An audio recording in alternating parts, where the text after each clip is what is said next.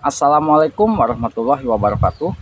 Ada kawan kita yang bertanya, "Bah, video saya itu ada yang tembus 30.000 penonton dalam hitungan 12 hari terakhir. Tapi tanpa sengaja video tersebut malah terhapus di saat saya mau edit video itu." Yang jadi pertanyaan, "Bah, apakah pendapatan dolar di video tersebut juga ikut terhapus atau hilang?" Nah, di sini Abah akan jawab ya. Jadi buat sahabat-sahabatku, sebelum Abah jawab, perhatikan baik-baik.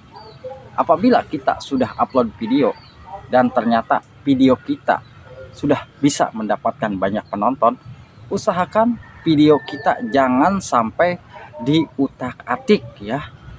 Apabila video kita sudah mendapatkan penonton banyak, itu tandanya video kita direkomendasikan.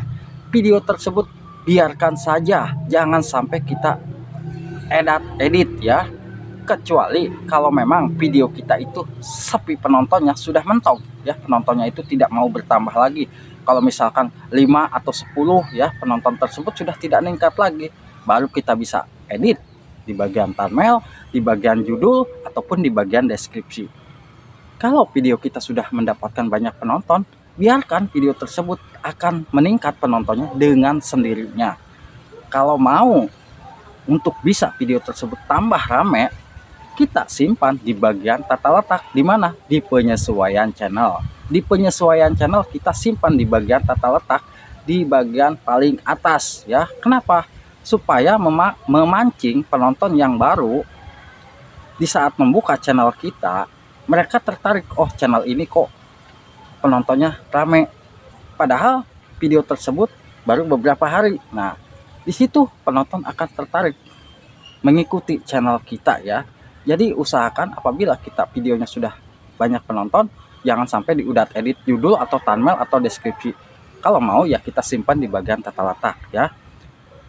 Yang jadi pertanyaan dan Abah akan jawab, di saat video kita terhapus ya, untuk pendapatan dolar itu akan tetap masuk di saat video tersebut belum terhapus ya.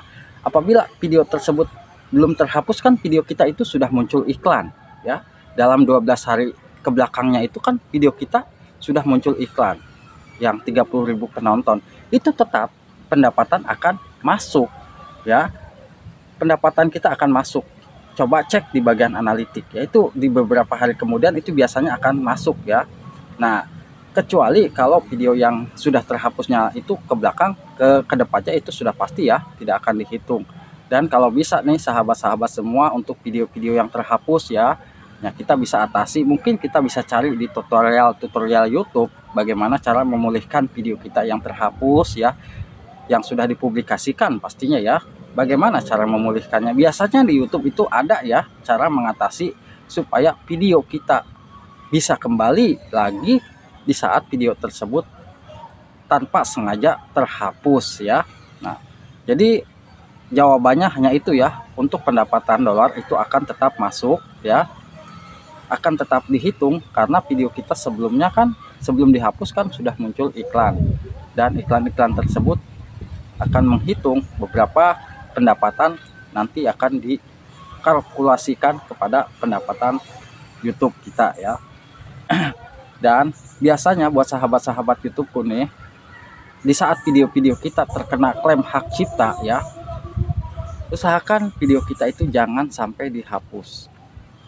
Alangkah baiknya kita edit ya, karena di YouTube itu apa sih yang tidak ada? Cara mengatasi video kita yang terkena klaim hak cipta ada di YouTube. Kita bisa edit. Kalau kita musiknya yang terkena klaim, kita bisa ganti musiknya. Kalau memang video kita yang terkena klaimnya, bisa di blur video kitanya. Dengan cara tersebut video kita akan tetap aman ya, daripada kita hapus ya. Kan kalau kita hapus, apabila channel kita sudah dimonetisasikan, rugi ya. Dan juga apabila channel kita belum dimonetisasi, itu biasanya jam tayang juga akan hilang. Alangkah baiknya kita edit, karena ya, yang sering Abah perhatikan, apabila video kita yang terkena klaim hak cipta, biasanya kita kan tiba-tiba merasa kaget ya, video tersebut yang tadinya aman tidak terkena klaim hak cipta, tapi justru tiba-tiba video kita itu terkena klaim hak cipta. Nah, pintarnya si pemilik klaim hak cipta, di saat video kita sepi penonton, mereka diam saja. Tapi kalau video kita itu sudah ramai penontonnya, mereka akan mengklaim, dan biasanya mereka ingin bagi hasil ya. Ya, alangkah baiknya kalau memang video kita bermasalah karena klaim hak cipta, alangkah baiknya kita lebih baik bagi hasil daripada video kita dihapus ya. Daripada kita hapus ya, mau tidak mau video kita bagi hasil ya.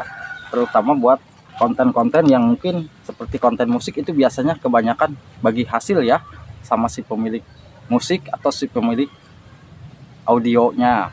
Nah, jadi buat sahabat-sahabatku, perhatikan sekali lagi yang mungkin masih belum paham di saat kita upload video, dan video kita mungkin dalam hitungan beberapa hari tidak ada penonton, itu bisa kita edit.